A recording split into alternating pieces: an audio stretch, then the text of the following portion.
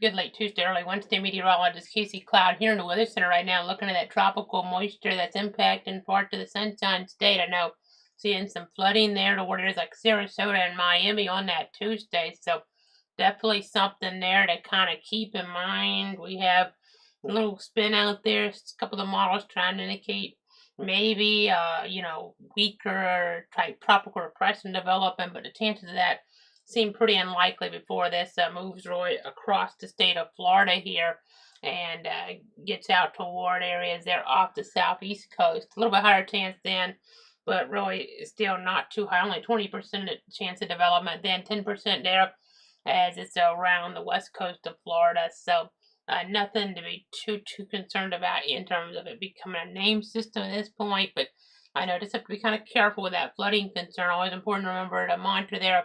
The Weather Service has turn around, don't drown, because those flooded roads can happen really quick.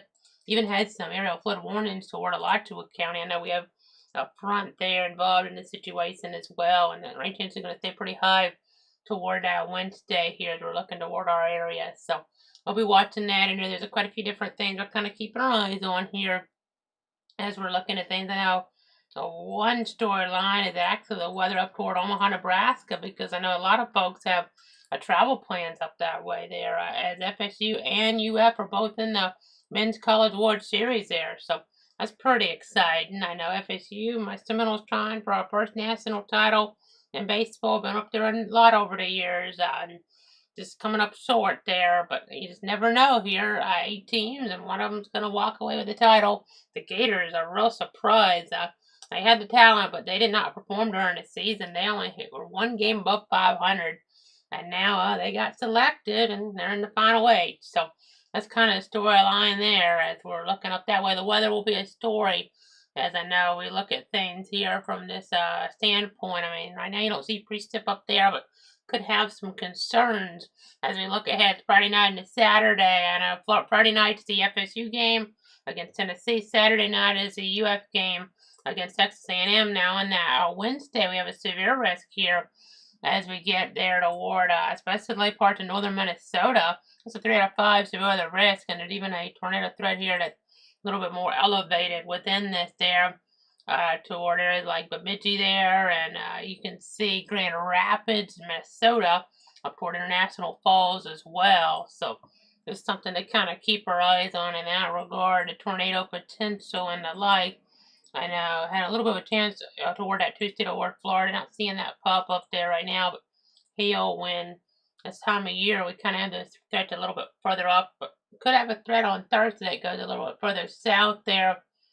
As we look at things, I know we're just going to have to watch. I know the forecast says Kansas City over toward Peoria, maybe again a little bit bigger, threat there for some severe weather concern on that Thursday. But nothing to turn a logo red for. I know we were thinking about doing it for the Florida situation. Got to be careful because a lot more rain's expected, and it's not out of the question we get a flash flood emergency or two. Haven't had that yet, but Sarasota, Miami had copious amounts of rain on that Tuesday.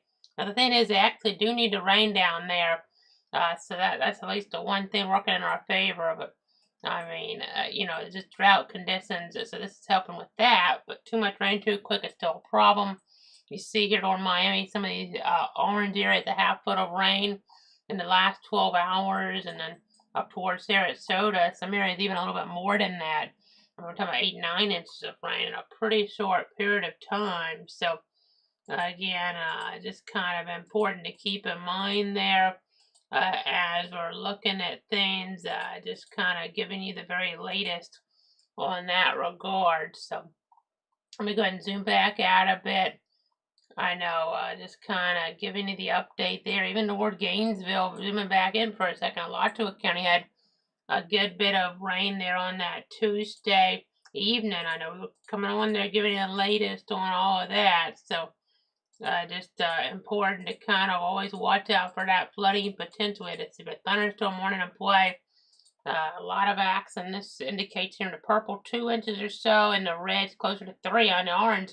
That area north of Alachua is about 5 inches there, southwest of La Crosse. But you see the quick cutoff. I mean, where we're at here in Stark didn't get any precip, so quite a bit of wind though for a while. But just kind of some different things happening there in the overall setup ended up leading to some of the storm development later on further to the south. But that's just kind of how it is in some of these interesting patterns this time of year to some degree, but it's an odd pattern too as well. Not the south, but everybody at least got some rain, but some areas got a lot more than others. So definitely something to kind of keep in mind there as we're looking at the very latest on the developments. So again, just kind of breaking that all down for you with the radar estimated rainfall totals and the like there. These dots, I kind of went over it earlier on, but this is some of the guidance trying to some of a tropical development here. Maybe a tropical depression, something like that. You see some bands here around the Tampa area with it being kind of tropical in nature, maybe not really becoming a designated system. And that can lead to some more flash flooding potential. So watch around Tampa last hour, about an inch or so has fallen there as we're looking at some of these different communities around maybe Riverview and Valrico, a little bit less toward Plant City there. That's between Tampa and Lakeland. So as you're looking there along the interstate. But again, I just trying to let you guys know exactly what's going on there, giving you the latest updates as things do develop. So again, let's go ahead now and kind of dive into some more weather information now.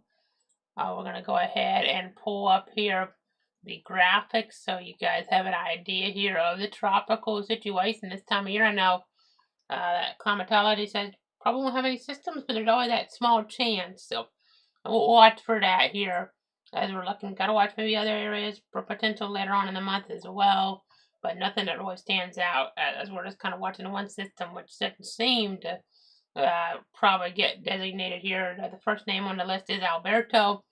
Tax-free time still continues for a little bit longer. That first run of it here in the state of Florida for that hurricane and disaster preparedness.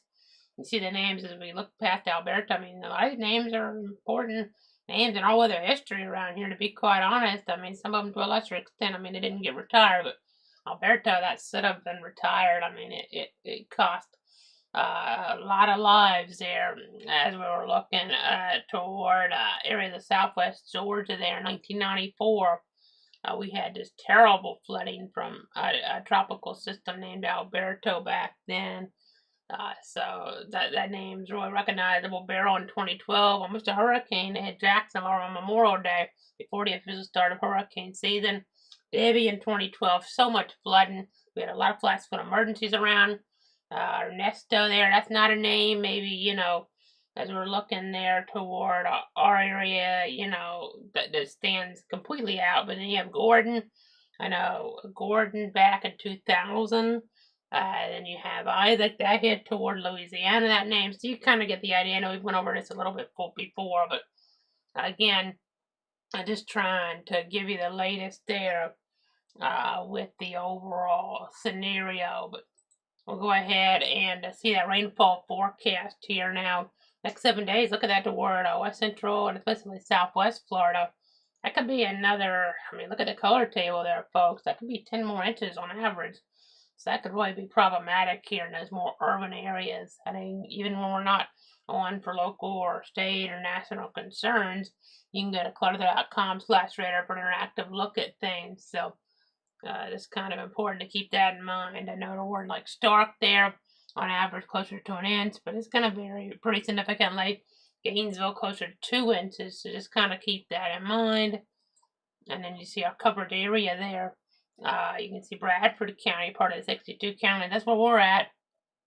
And then as you look here toward that planning forecast, 60% chance of rain there on that Wednesday, on that Thursday. And then kind of dropping some, but still a rain chance does linger. It's a little bit of a tricky forecast, but kind of on the edge of some of the higher moisture content. But 40% Friday, Saturday, Father's Day on that Sunday, 50% chance of rain. 40% for Monday and for Tuesday. So I'll be keeping our eyes on all of that here as we're looking at things for sure. I know 93 for that high on that Wednesday. 93 on that Thursday. Warming up to 95 on Friday. 96 Saturday. So a little above average here as we're looking at things as well. So That's kind of storyline there. Cooling off a little next week, maybe, according to some of the model guidance, and I've inputted that in here. So it's kind of interesting to take note of that as we're kind of comparing things there in the overall scenario. So again, that's kind of storyline there right now. As I'm looking at things, just trying to give you the latest. Let me see if there's any questions or comments here from any of the viewers at home. I don't see anything right off right now, but just thanks so much for tuning in. Thanks so much for trusting me here on this Tuesday night to try to keep you up to date. So, again, I'll be here as needed with those severe warnings. They had to come on for that Gainesville warning on that Tuesday night. So that's always something to kind of bear in mind here for sure. As I'm looking at things, I'm giving you guys the very latest. So, again, that'll pretty much do it for tonight. Thanks so much for tuning in. Thanks so much for trusting me. And I'll be back here as it is warranted here on the different platforms. Facebook there, Casey Cloud WX, Cloud Weather, Twitter /X at Cloud Casey, YouTube at Cloud Weather, and then Twitch Cloud Weather, and then cloudweather.com. So a lot of different platforms there to watch coverage as needed and just learn the latest in the weather for our area.